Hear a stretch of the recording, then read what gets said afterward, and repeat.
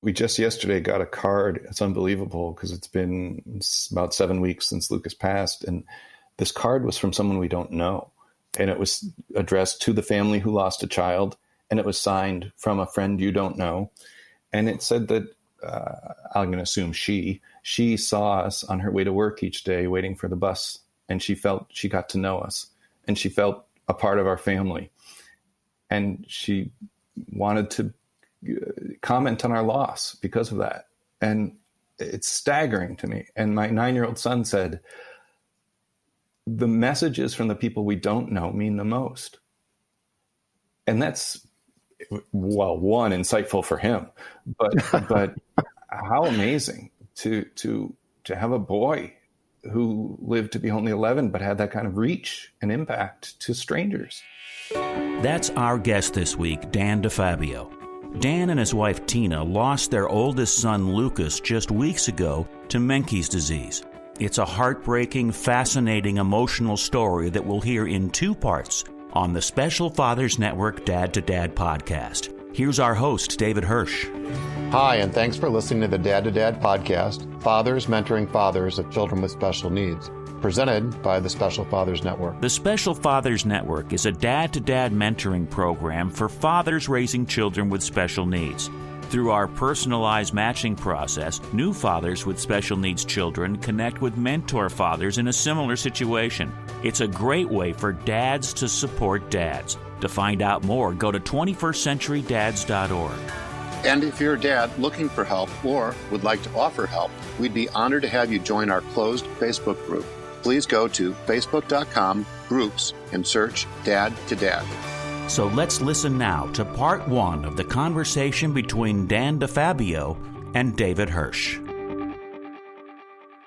I'm thrilled to be talking today with Daniel DeFabio of Ballston Spa, New York, who is a father of 2, and through his DeFabio Design, a producer, director, writer, marketer, event producer, and designer.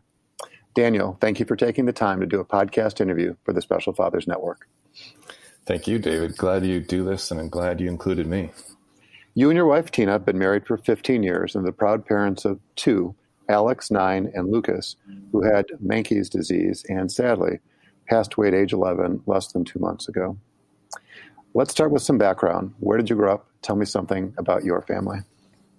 I was born in Germany because my dad was in the military. And at age 1, came to Syracuse, New York, which is where he and my mom and their families grew up. So I lived in Syracuse till age 6, but then really grew up from age 6 to kind of the present in the upstate New York, Capital District, Albany, New York suburbs. Excellent. So you mentioned your dad was in the military. When did he serve? What was that experience like? And then what was his career afterwards? Yeah, he was a captain in the Army. It was the Vietnam era, and he saw the ROTC program as one of the better options rather than waiting to be drafted.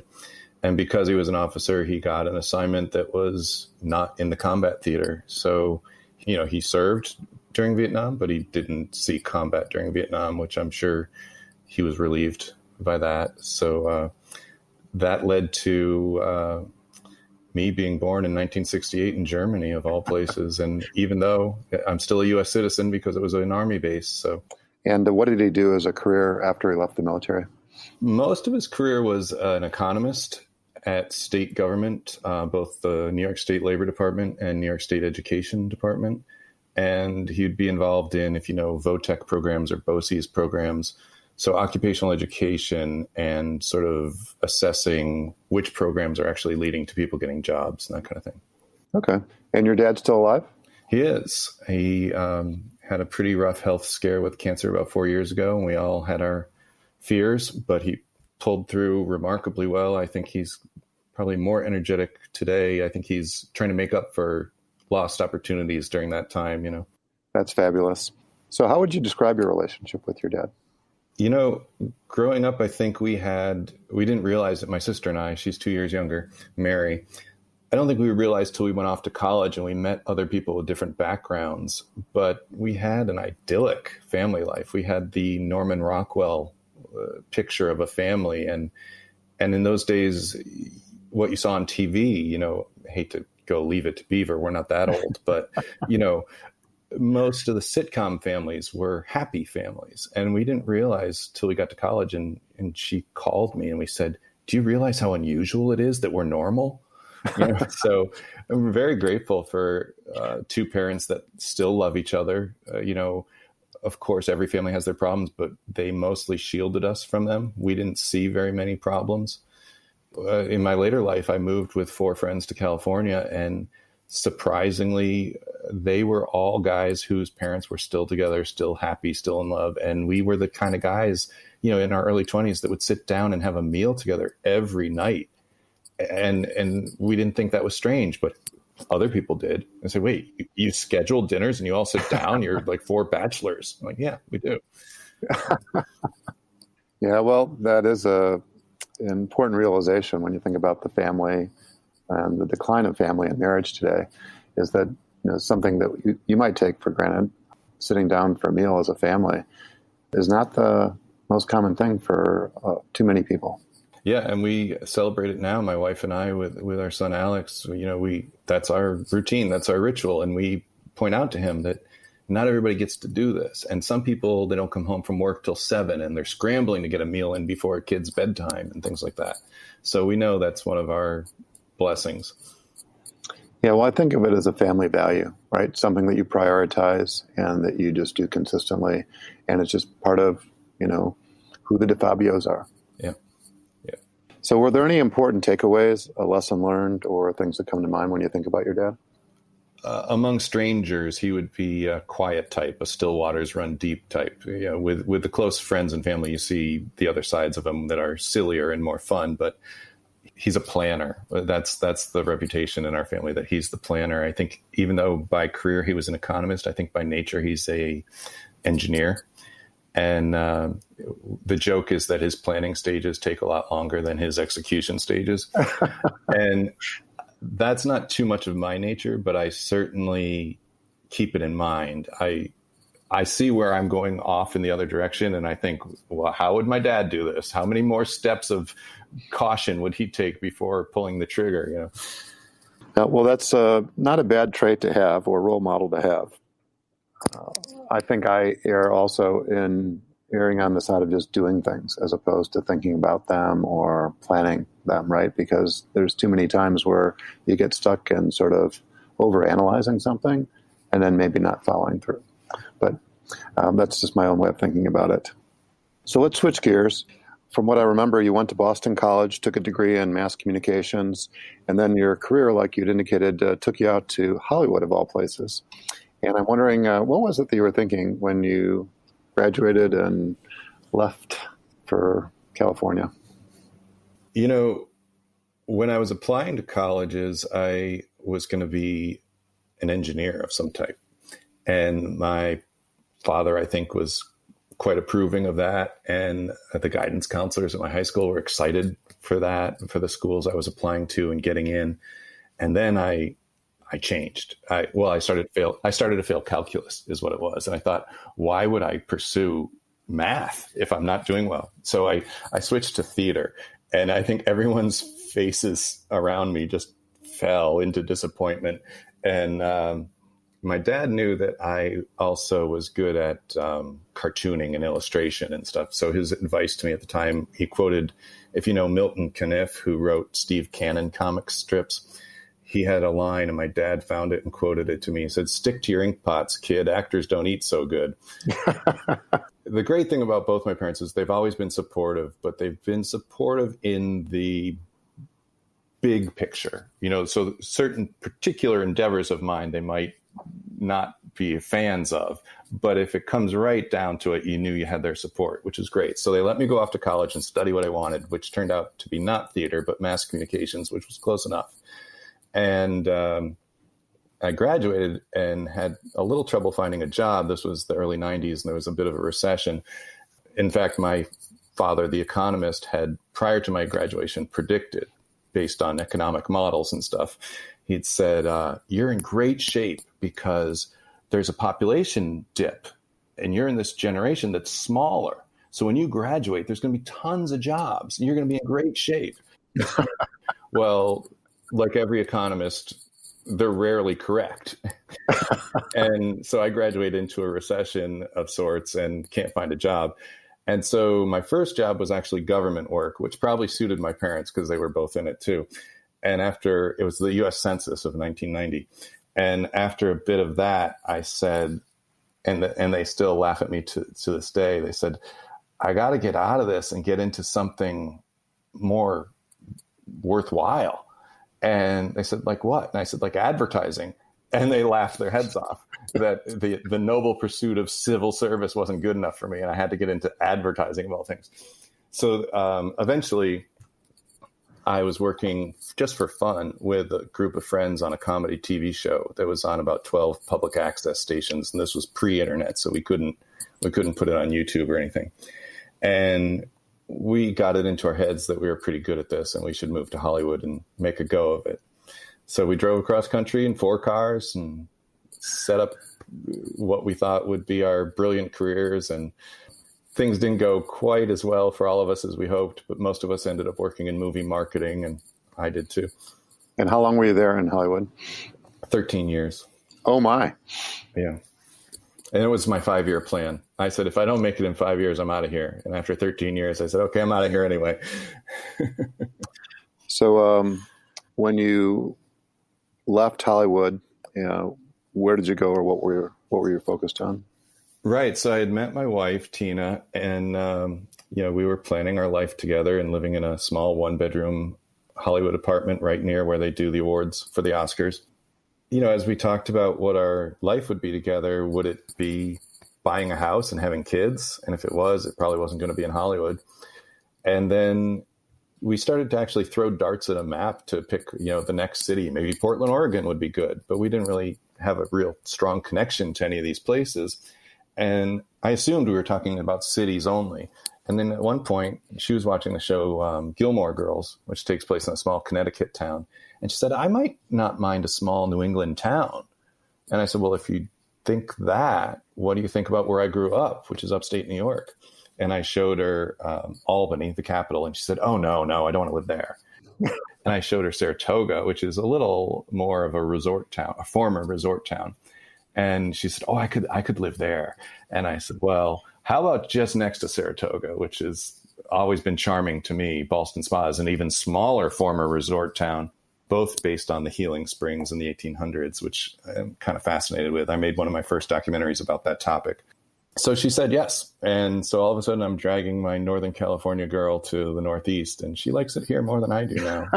She really values the change of seasons, whereas every winter I think, why did I leave Los Angeles? It's warm there. So DeFabio Design is the name of the company. Yep. And I'm wondering if you can give me just a quick overview on that. Yeah, that is essentially me as a boutique agency. And I've been doing it for 15 or more years, mostly TV commercials, sometimes other kinds of video marketing or social media, Instagram video marketing, and some other things like poster design or package design. But the main thrust has been video, and a lot of it has been for live performers, live entertainers. Unfortunately, the climate we're in, there's no live entertainment. So my career, my home business has taken a real hit. And this has been on my mind for a while. How did I balance my passion, which is my rare advocacy work, with my real paid client work?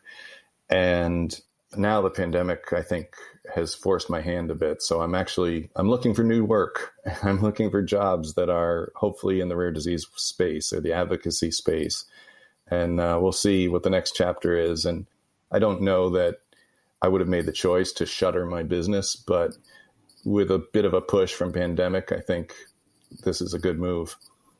Yeah, well, sometimes one door closes, another opens. Maybe that's the point in time that you're at, or we're at, I should say.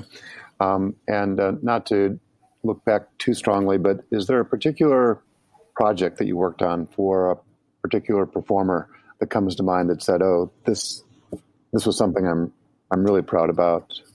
One, I get to work not directly with, but for some of my heroes. So John Cleese from Monty Python, and I got to animate in the style of Monty Python because he was doing a a tour with a speaking question and answer period following the Holy Grail screenings.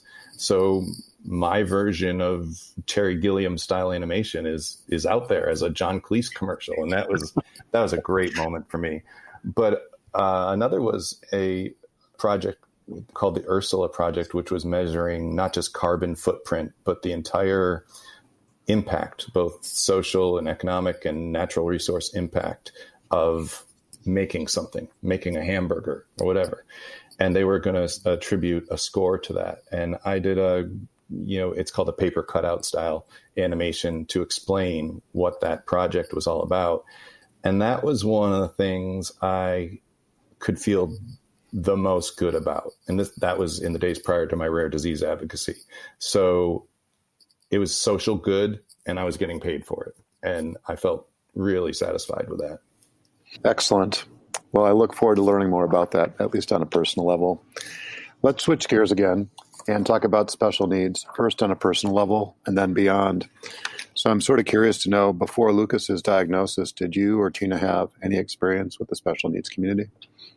I don't think we did. I tried to think the one maybe possible example, and I would have been maybe 11 years old, staying with my dad's parents in the summer. They tend to take us for 2 weeks or so in the summer. My grandfather had a stroke, and I never knew that kids could help adults. And it was such a simple thing that he needed help with his shoes and socks or something like that. And it just opened my eyes that, wait, this adult is not fully capable. And it fell to me just because I was the only one there at that particular day. And so that was my one and only experience. And as I've learned more, and of course your whole world changes and your worldview changes, I'm a bit embarrassed that I didn't know. I wasn't tuned in. And I think back to people who, a friend that had a sibling who was severely special needs. And I don't think I was unsympathetic, but I wasn't actively sympathetic. I wasn't able to understand what that meant in their family life.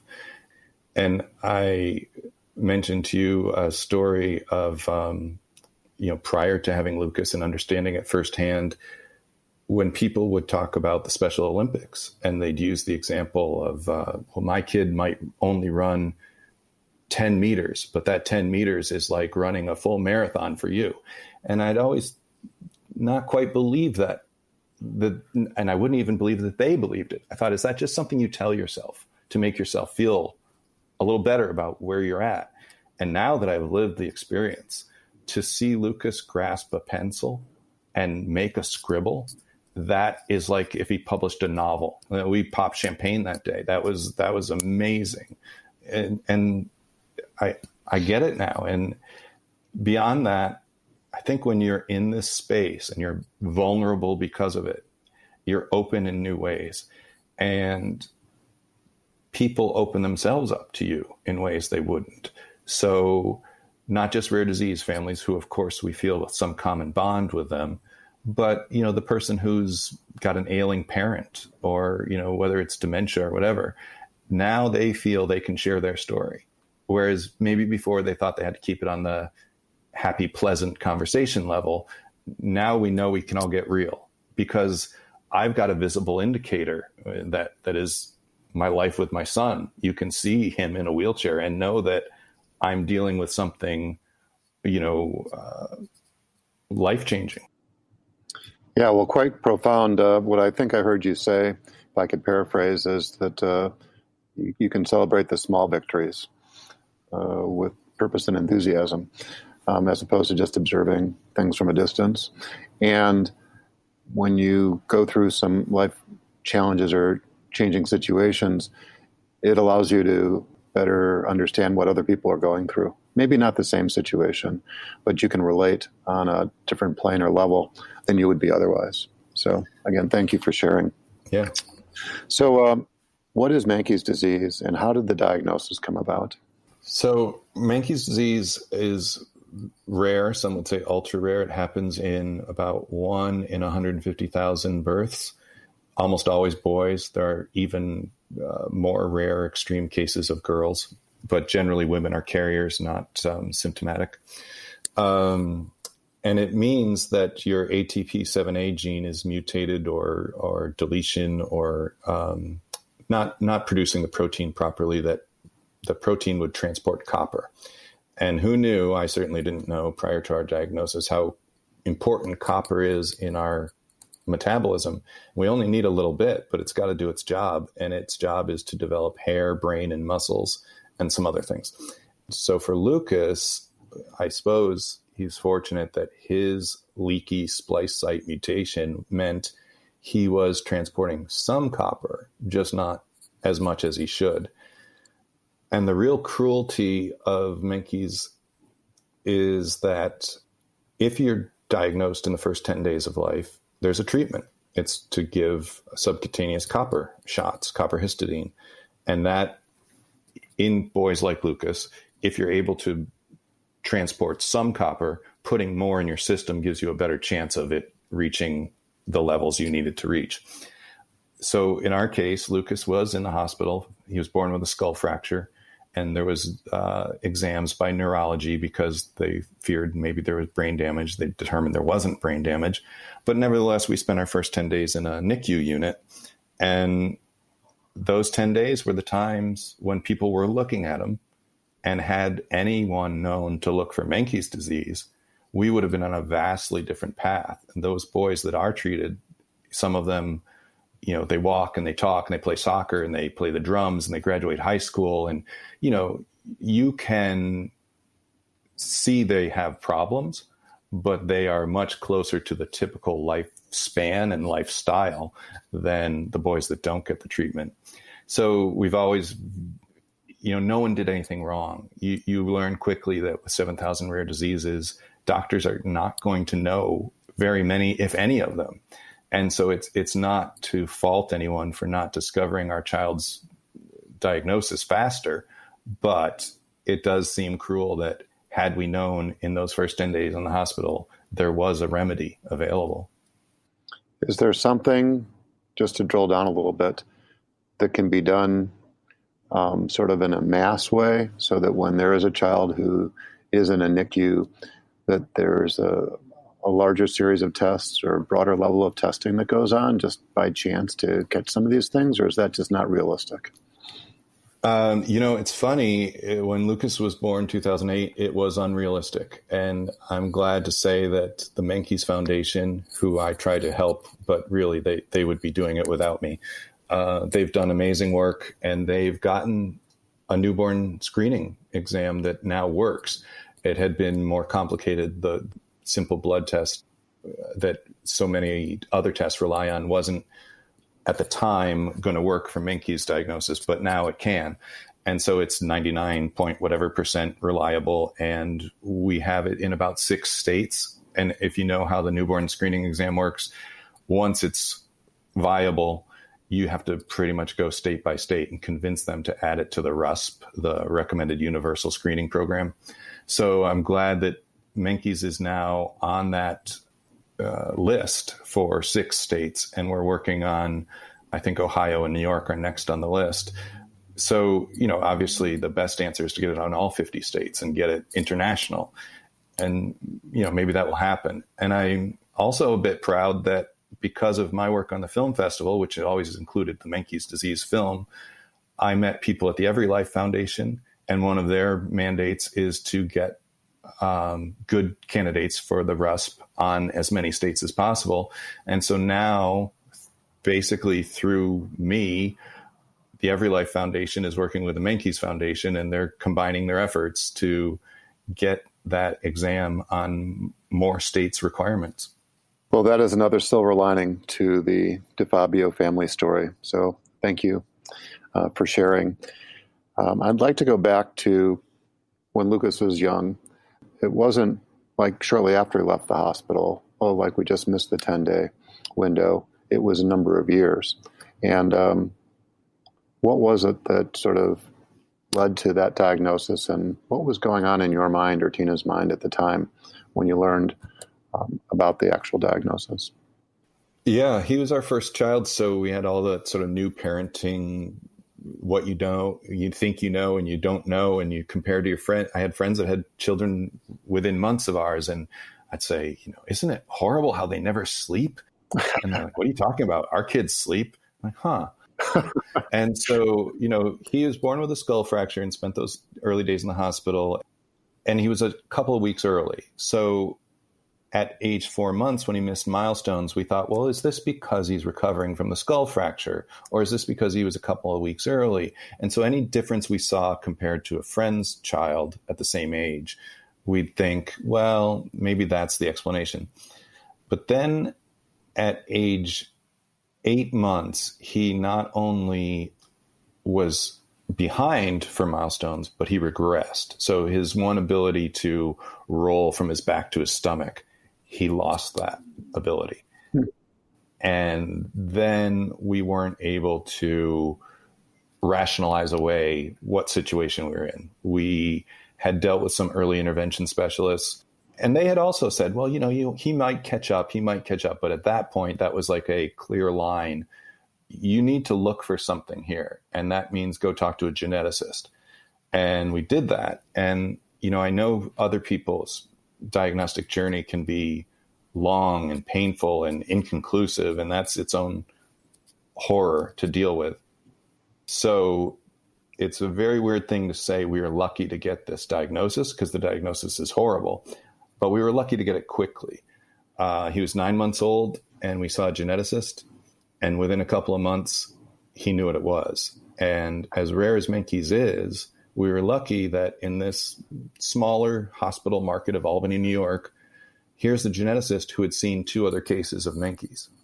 So when he looked at Lucas's hair, which Menkes is also called kinky hair syndrome, Lucas had unusual hair. It would break away wherever it rubbed on a bed or a surface.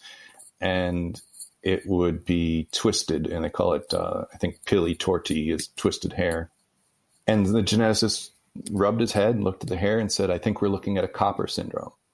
And good for him that he was on his game. He knew his stuff. Of course, I immediately went home and looked up copper syndromes, and there's 2. And Wilson's disease is more for adults, and it's milder. You can have a pretty functional life if you have Wilson's disease. You have your problems, of course. I'm not dismissing that, but it's not fatal usually. And then the other was Menkes disease. And so I was silently rooting that my son would have Wilson's disease, not Menkes. Now, my wife at this time had said, I'm not going to Google this stuff. I don't want to know. Don't tell me. So I didn't tell her. And we waited. And in January, I think mostly because the geneticist wanted to be kind and let us enjoy a Christmas with our child without the burden of diagnosis. But shortly after Christmas, he brought us in for the diagnosis and said it was Menkes disease. And, it was crushing. It was, there's a joke about, it's a bad joke about geneticists that give you these, they say, they're proud, they're happy, they've done their job well, they've arrived at a diagnosis and it's a success for them. But they're telling you, like, congratulations, you have a diagnosis, your child is going to die. Some of them don't have the best bedside manner. And that's why I give a lot of credit to genetic counselors. They usually step in there and soften those blows as much as they can. But the reality is the reality. You can't sugarcoat, in this case, a lifespan of 3 to 10 years. It seems overwhelming. Good news that you get the diagnosis, like you said, but bad news that it's such a harsh and brutal reality. Was there some meaningful advice you received shortly thereafter that helped you and Tina put this in perspective? Yeah, I don't know really where the advice came from, but it may have been something my wife already knew. She had dealt with the loss of her mother. We realized somewhat early on what we were grieving. Obviously our son was not dead. He was given a horrible diagnosis, but we still had a son. And we realized, I think mostly my wife realized, what we were grieving was our expectations. You expected to have the kind of kid that would go to school and make his friends and go on to live life and maybe have kids of his own and and, maybe be an astronaut or maybe be the president of the United States or all those wonderful things, and that's gone. That's off the table. And that's what you're sad about. And that's grief. That's the stages of grief. And the weird thing for me to learn about the stages of grief was that just because they list them in order doesn't mean you live them in that order. They come and they go, and they come in different orders, and you go back to the first stage again before you ever finish the fourth stage and things like that. So that was actually one of the first advocacy pieces I did, which I wrote an article which was called How Parenting a Dying Child Changed All My Expectations. And if you can change those expectations, you can, I think, have a much better relationship with your family, your child, the people around you. Once we realized Lucas was not sad that he wouldn't be an astronaut, that was us. So what is Lucas happy about? And we focused on that. And my wife always says that the best thing that gets us through hard times with Lucas is Lucas. Lucas's smiles and laughs. They pull you right out of whatever pity party you had fallen into, and he even had a devilish sense of humor. If we clunked our head on a shelf or hit your thumb with a hammer, he'd laugh his head off at you. And then you snap out of it a little bit and you realize, okay, maybe we can laugh at this moment. Maybe things aren't so bad. And I also think that his role in the community, we live in a very small town, and people quickly learned what our situation was, even people that didn't know us very well. And it's always been very touching, how they can care and reach out and support from afar sometimes, or sometimes it draws them in close. And again, Tina said, what Lucas is doing just by being him and being the cute kid in the wheelchair with a big smile is he's reminding people that no matter how bad they have it, they could choose to smile. There might be someone who has it worse, but there is still joy in very tough circumstances. And that's what Lucas always was. He was always joy in the face of all of it. Yeah, well, it's remarkable. It's profound. And, the impact that some individuals have, young people like Lucas and other people's lives, it's palpable. And you can't say that about typical kids. They just sort of come and go, right? But it's those kids that are different that really stand out, and I think make an everlasting, indelible impression on people's lives. So thanks for sharing. It does. We just yesterday got a card. It's unbelievable because it's been about 7 weeks since Lucas passed. And this card was from someone we don't know. And it was addressed to the family who lost a child. And it was signed from a friend you don't know. And it said that, I'm going to assume she saw us on her way to work each day waiting for the bus. And she felt she got to know us. And she felt a part of our family. And she wanted to, comment on our loss because of that. And it's staggering to me. And my 9-year-old son said, the messages from the people we don't know mean the most. And that's, well, one, insightful for him, but how amazing to have a boy who lived to be only 11, but had that kind of reach and impact to strangers. And that brings us to the end of the first installment of David Hirsch's interview with Dan DeFabio. Listen next time as we continue to hear the story of Dan, Tina, Lucas, and Alex DeFabio. That's on the next Special Fathers Network Dad to Dad podcast. The Special Fathers Network is a dad-to-dad mentoring program for fathers raising children with special needs. Through our personalized matching process, new fathers with special needs children connect with mentor fathers in a similar situation. It's a great way for fathers to support fathers. Go to 21stcenturydads.org. That's 21stcenturydads.org. And if you're a dad looking for help or would like to offer help, we would be honored to have you join our closed Facebook group. Please go to facebook.com/groups and search Dad to Dad. Also, please be sure to register for the Special Fathers Network bi-weekly Zoom calls held on the first and third Tuesdays of every month. Lastly, we're always looking to share interesting stories. If you'd like to share your story or know of a compelling story, please send an email to david@21stcenturydads.org. If you enjoyed this podcast, please be sure to like us on Facebook and subscribe on iTunes or wherever you listen. The Dad to Dad podcast is produced by Couch Audio for the Special Fathers Network. Thanks for listening.